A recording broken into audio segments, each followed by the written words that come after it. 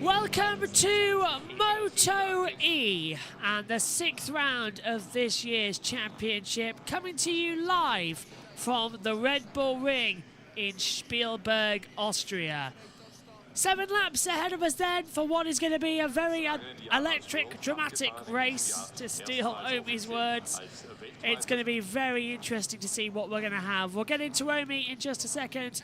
As we take a look at the grid, it's Kevin Zanini on pole position for Mattia Cassidy and Eric Ganardo. Let's see what this race has to offer in MotoE's first race since 2021 at the Red Bull Ring. So much action, so much to look forward to. Nobody knows exactly what we are going to get ourselves into, but this is going to be a classic MotoE.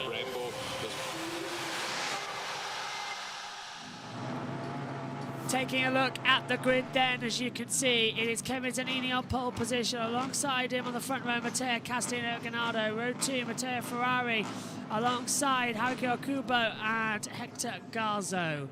Then on rows 3 and 4 of the grid, it's a smaller grid. Miguel Pons, Jordi Torres, Kevin Manfred, Randy Kumanaka, Andrea Mantovani and Tito Rabat. And then as well, rows 5 and 6 of the grid. The last 2 we'll get in the order as well, with 13th on the grid for Oscar Gutierrez, first-time racer in MotoE, Nicolas Spinelli, Makia Perez, Alessio Finelio, Alessandro Zacconi, Maria Herrera lines up last on the grid. Welcome, Omi. 7 laps ahead of us. Should be once again quite a dramatic MotoE race. Everything ship-shape, ready to go, and nobody knows exactly what's going to go today.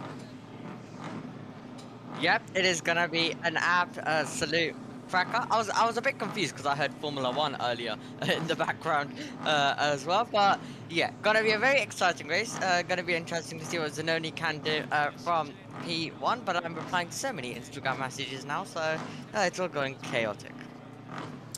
It's gonna get fun as we'll get ready to set sail on this one. MotoE's first race. Jordi Torres leads the championship on 168 points, with Ted Ferrari 15 points back on 153. Matteo Cassidy on 124. Randy Kumanaka 123, 44 and 45 points back respectively. It is all at the moment going down to Jordi Torres. You might be hearing engines revving. That's not MotoE. That is actually the Moto3s getting ready for their qualifying session in around about half an hour's time. So it's not actually anything of MotoE, as the 1 minute to go board comes out. So all the tyre blankets will come off. There's no formation lap in MotoE, of course. Not even a dummy grid. As soon as the lights go out, you are away. So you're going cold tyres, cold brakes to turn 1. Michelin have done an extraordinary job with the tyre blankets as well. This Ducati bike should be incredibly strong. There's Jordi Torres. So Kevin Zanini, Matteo Cassidy, Eric Ganardo, Matteo Ferrari, followed by Haruki Okubo in 5th position. Red flag at the front. You can hear the trackside commentators talking as well. Revs are up then. You can hear in the background, it's going to be the most noisiest start we've had to a MotoE race before. I mean, it's not exactly Augo, is it? Yeah. Right. Not really electric a bit at times. There's a radio that's been dropped on the floor there by one of the marshals. He's just picked it up now. They're ready for the green flag. Come on, 11:15.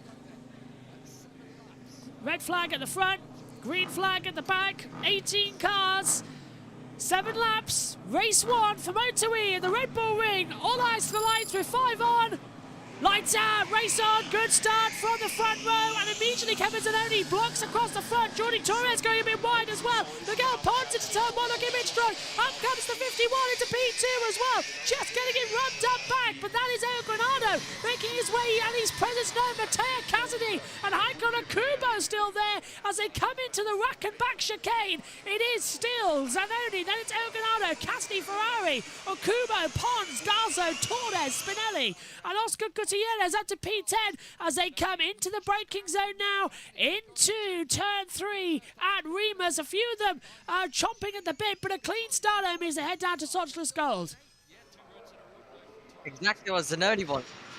Since Zanoni got a perfect start, he wasn't under pressure by anyone, but they were all wobbling away behind as they'll make their way through. But a lot of exciting racing in the battle for second, but Zanoni clear in front. And no jump starts according to race control, which is great news. And only leads Granada, Cassidy, Ferrari, Akubo, Pons, Hector Garza up to 7th, Jordi Torres in 8th position. So right now, the championship, someone's gone down, someone's down in the deck, and it's Andrea Mantovani. Mantovani has crashed. I heard the scraping along the floor. So Mantovani's crashed. Now let's hope that bike hasn't got a puncture or anything like that, because then it would be a red flag to get everything back up and running. It's the way it goes. But, yeah, Mantovani's crashed out. Rider okay, I mean, we're being told. So that's something at least. Yep, hope he's okay. Yeah. We're glitching a little bit, I noticed, or one of his is across the board. Hopefully we'll get everything back. Yeah. Yeah. Andrea Mantovani has crashed out then as they come over the line. So yeah, it's something. I think it's all glitching a bit. Yeah, hang on a minute, let's try and reset as it comes through. Cassidy, oh, there's Mantovani still at turn 6, so he's still crashed off down there. Is that better, Omi? Let's take a look at it. Oh yeah, he's dropped it and barreled into the gravel. Not 100% safe, that part of the track, is it, Omi? We've seen several times as well how you can just drop it down and have a big accident.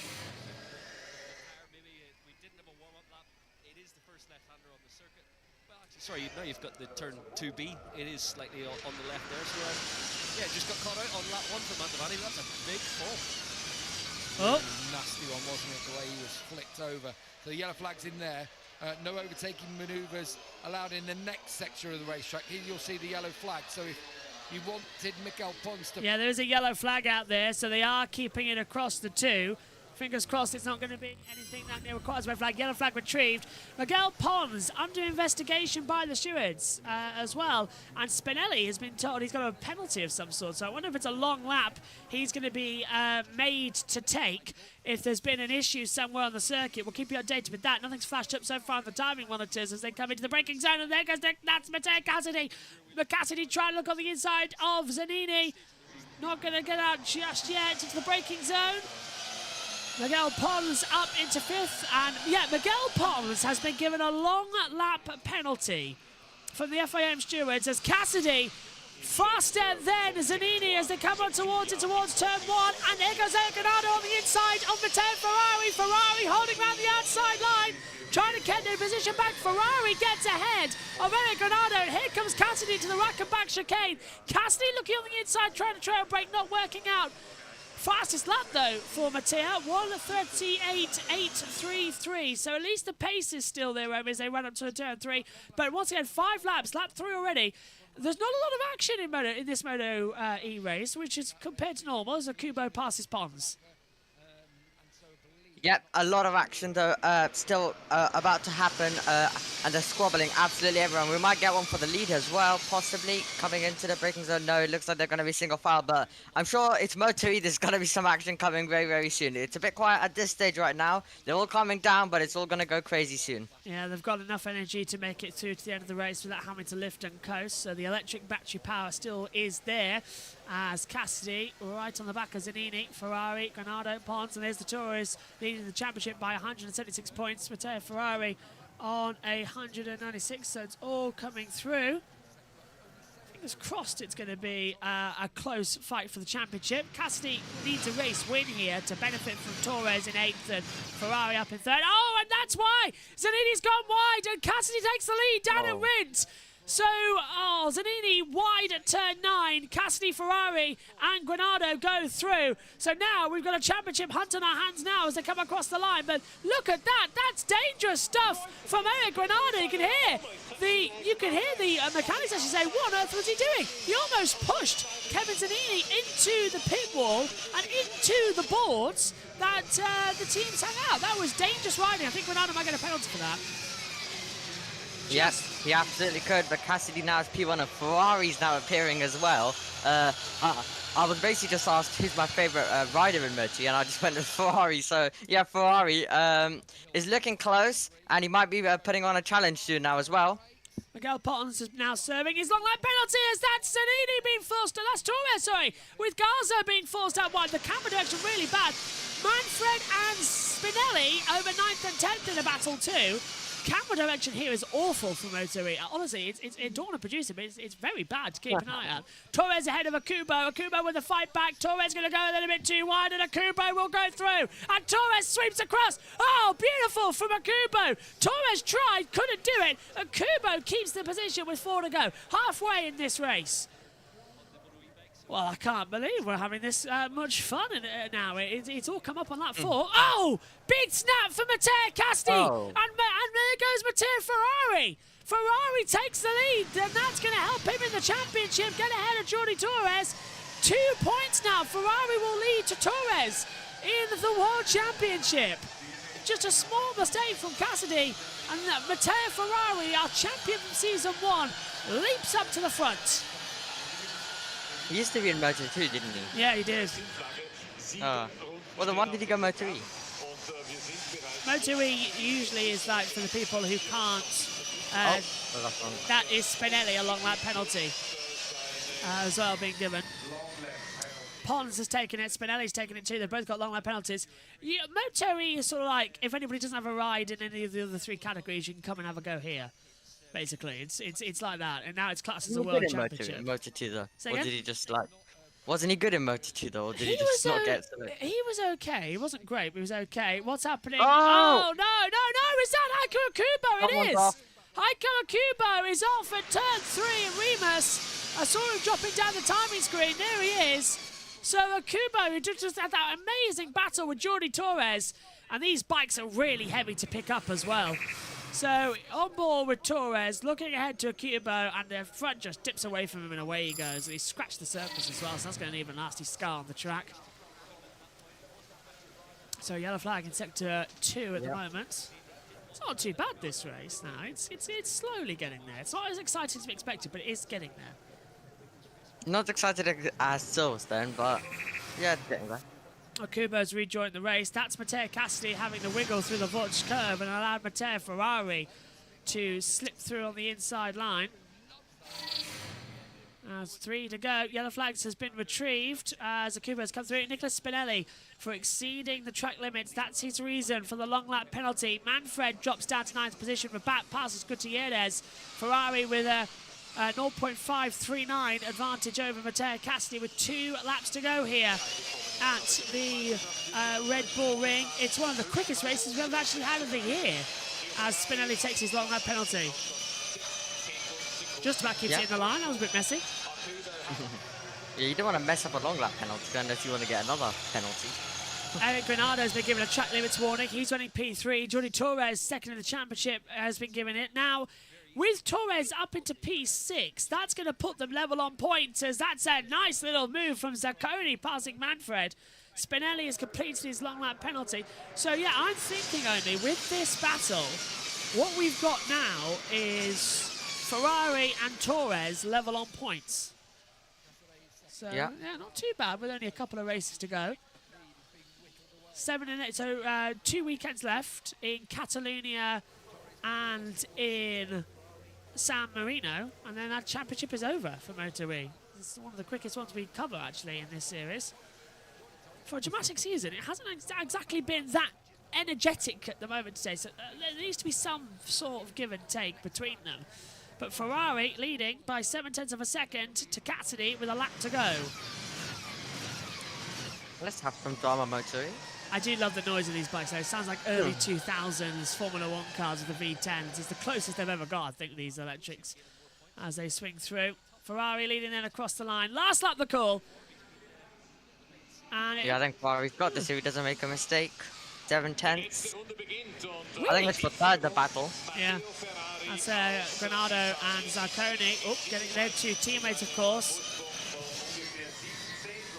No, they're not. LCRE team and the Organetta, Marcus Simoncelli 58, Scrofon team. Look at that, they're level on points. I was right. Ferrari and Torres level on points. 178 each as well. The top 2 fighting for the championship as it stands. So Ferrari gains 8 points back over Jordi Torres. And it goes level, and Ferrari will lead because he's had more wins this year than Jordi Torres. That's how the countback system works. And we've got Randy Kumanaka versus Kevin Manfred battling over 9th position, but now battling over 3rd position as Zanini throws it up the inside of Eric Granado, and late on the brakes into turn 4, and Sochas Gold makes the move. Nicely done. Oh, Nicely never done, mind. but it's not over. He ran wide, yeah, and Eric Granado slipped back through. Oh. It's still not over, I'd say, maybe. You can still overtake in motorbikes do this part of the lap. Kevin Manfred's been given a track limits warning as well. Cassidy's closing up on Ferrari. Battle for 3rd now brewing between Granado, Zanini and Garzo. So anything can happen just yet. Mateo Ferrari's crashed! Ferrari! Ferrari's crashed in the last On the sector! last lap. I don't believe it! Matteo Ferrari crashes out, and the championship now goes Jordi Torres' way by around 18 to 19, no, 24, 25 points, and rising. Torres a race win ahead. Cassidy the race winner at number 1. Granado, Zanoni, Garzo, and Torres picks up 5th. He takes a 26-point lead in the championship. And that is heartbreak. I don't believe it. Ferrari was level on points, and now he's got a race win behind. Jordi Torres can wrap up the title in Catalonia. Oh, he just dropped on entry to the Vosges curve. Oh, Omi, I can't believe it. That Ferrari name's cursed. It really is. You said it was Matteo Ferrari as well. Oh my God. Oh, I can't believe it. What a dramatic last lap. Well, we knew something dramatic was going to happen, but I didn't know it was going to be that. So it's Matteo Cassidy, Eric Granado, Kevin Zanoni, 1, 2, and 3 in this race. Well, BT will go for a break. Ferrari's rejoined the race, so Ferrari will take the checkered flag, by the way, so Ferrari has officially finished. Anybody expected that? Answer on a postcard, please, because I don't think anybody saw that coming. What a crazy MotoE end as well, but not exactly the greatest race we've seen this year. So, Yeah, there's been much more exciting races. Silverstone as well. Germany was quite fun. Yeah. Constant lap after lap drama, overtaking every second. Here's the results then. Matteo Cassidy takes victory from Eric Granado and Kevin Zanoni in 3rd.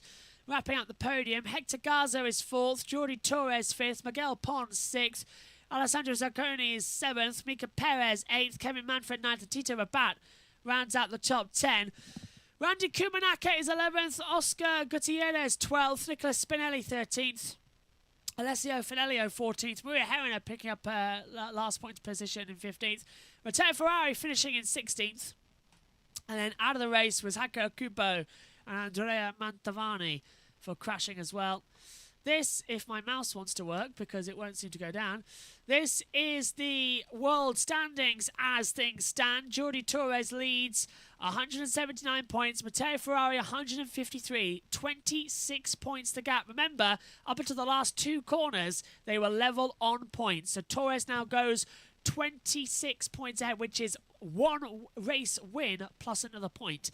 So he could wrap up the title in Catalonia as well. Then Matteo Cassidy, 149.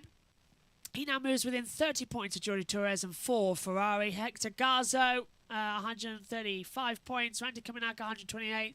Granado on 127. Kevin Manfred, 88. Nicolas Spinelli, 79. This is the same as Kevin Zanoni.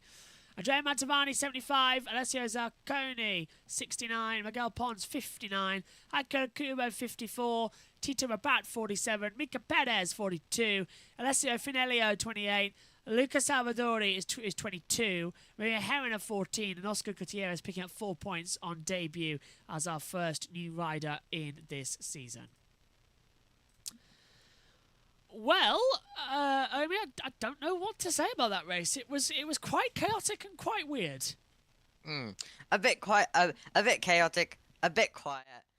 Had its dramatic moments, but not the best MotoE race we've seen, so I demand more for race 2. Race 2 coming up later on today. Hopefully will be the same. Air temperature at 25 degrees. The official results have been get ready and posted. So my thanks to you, Omi. We'll see you later for race 2. Next up here on YouTube and Twitch, it will be the MotoGP sprint race. That's underway at 2:45. Is it 1:45? 1:45. We'll see you then. Take care. Bye-bye.